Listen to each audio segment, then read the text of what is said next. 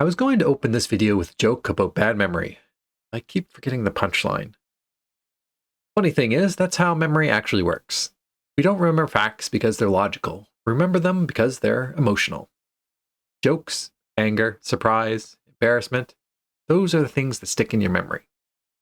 But most of us, when we're trying to learn something new, it's emotionless, flat, and forgettable.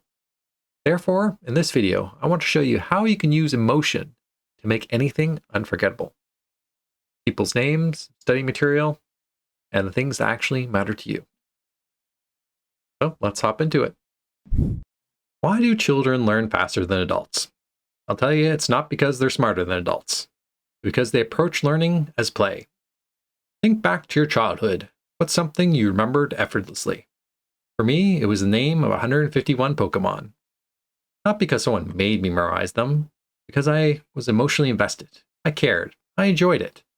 And most of all, I needed to know whether my Bulbasaur could beat my brother's Charmander. Multiple studies have shown that when learning feels like a game, retention improves. Gamification is a process of adding games or game-like elements to something. It motivates you to remember it better. Therefore, the more we tap into the same sense of playful curiosity, the faster we learn, the more we remember. As mentioned before, emotions act as a signal for what's worth remembering. But boredom, on the other hand, is your brain's way of saying, not important. This is why avoiding monotony is crucial to building memory stronger. Boredom kills, emotions thrill. Remember the baker-baker paradox? Why was it easier to remember a man who's a baker than a man named Baker? This is because Baker taps into a web of cozy images, warm bread, a flour-dusted apron, the smell of cinnamon rolls.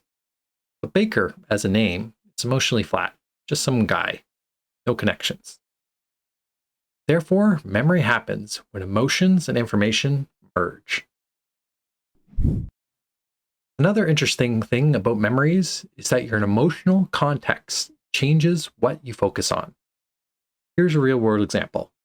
Say you're walking home alone at night. Sounds of the footsteps behind you sound very loud and terrifying. But in a boxing match, you barely notice the same footsteps right in front of you. Same sound, but different emotional context. Therefore, what you feel shapes what you focus on and what you will remember. Mindset and context shape what your brain pays attention to.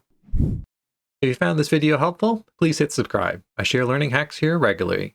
But if you want something with a little more structure, a system that actually help you recall a deck of 52 playing cards, check out my full course. Links in the description below, and the first 100 people get free sign up. Oh, I remember that joke. It wasn't all that funny. We'll save it for another video. Have a good one.